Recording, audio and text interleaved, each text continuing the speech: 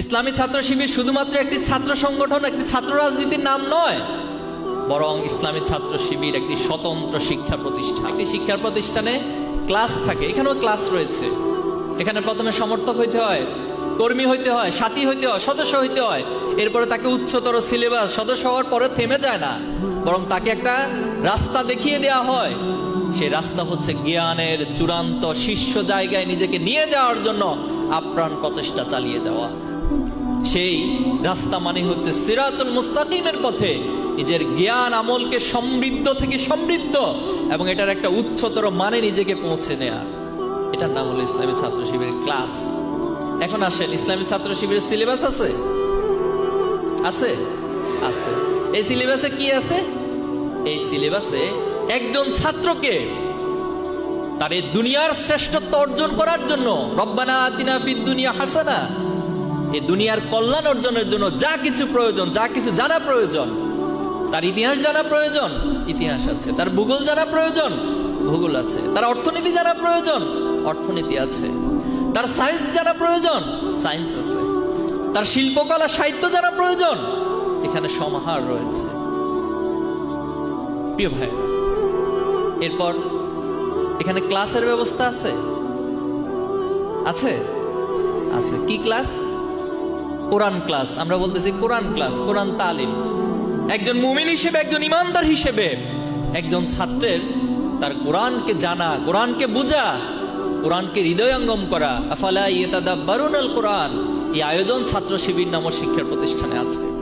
এখানে সামষ্টিক পাঠ রয়েছে, যার মধ্য দিয়ে তিনি তার মেধা এবং তার মেধার বিকাশ ঘটাতে পারেন। এখানে একজন ছাত্রকে শিক্ষামূলক অংশগ্রহণ, ক্যারিয়ার গাইডলাইনমূলক প্রোগ্রাম আপনার জন্য আয়োজন রয়েছে। আপনি দুনিয়াতে ভালো ক্যারিয়ার করতে চান, আপনি ভালো রেজাল্ট করতে চান একাডেমিকলি, আপনার জন্য চমৎকার গাইডলাইন রয়েছে। কোথায় করতে চান? ক্লাস 1 থেকে 10 আছে। ইন্টারমিডিয়েট আলিম লেভেলে করতে চান, আছে। আপনি বিশ্ববিদ্যালয় মেডিকেলে ভর্তি হতে চান, আপনার জন্য চমৎকার আয়োজন এখানে আছে। এরপর আপনি আর কি জানতে চান? আপনার নৈতিকতা প্রয়োজন, নৈতিকতার সর্বোচ্চ মানদণ্ডে পৌঁছার জন্য যত আয়োজন, সব আয়োজন ছাত্র শিবিরের কাছে আছে। আপনি আপনার এই সমাজের কাছে দায়বদ্ধ থাকার জন্য আপনার ভিতরে একটা মূল্যবোধ প্রয়োজন। সেই মূল্যবোধ তৈরি করার জন্য যে আয়োজন, সেটাও ছাত্র শিবিরের মধ্যে আছে। আপনি আপনার পিতামাতার প্রতি সম্মান প্রদর্শন করতে হবে, সেই লেসন, সেই টিচিংও এখানে রয়েছে। আপনি স্পিরিচুয়াল হবেন, নিজেকে আধ্যাত্মিক লেভেলে পৌঁছাবেন, আমাদের সভ্যদারি নামক প্রোগ্রাম রয়েছে। যে সভ্যদারি প্রোগ্রাম আপনাকে, আমাকে, এই সমাজের ছাত্রদেরকে আল্লাহর গোলামির অনুভূতি এবং রাত্রিকালীন নিজের শত ব্যস্ততা, নিজের সারাদিনের শত কাজের পর যখন রাতের বেলায়, রাতের গভীরে আল্লাহর কাছে জায়নামাজে দাঁড়িয়ে নিজের মনের কথাগুলো আল্লাহর কাছে তুলে ধরা, সেই আধ্যাত্মিক, সেই স্পিরিচুয়াল পাওয়ার অর্জনের সকল আয়োজন এখানে রয়েছে। কি প্রয়োজন একজন শিক্ষার্থীর তৈরি হওয়ার জন্য? সবকিছুই ছাত্র শিবিরে রয়েছে। আপনি কো কারিকুলার অ্যাক্টিভিটিস হিসেবে নিজেকে তৈরি করতে চান, আপনার জন্য ডিবেটের ব্যবস্থা রয়েছে। আপনি সাহিত্য চর্চা করতে চান, আপনার জন্য সাহিত্য আড্ডার ব্যবস্থা রয়েছে। কি করতে চান আপনি?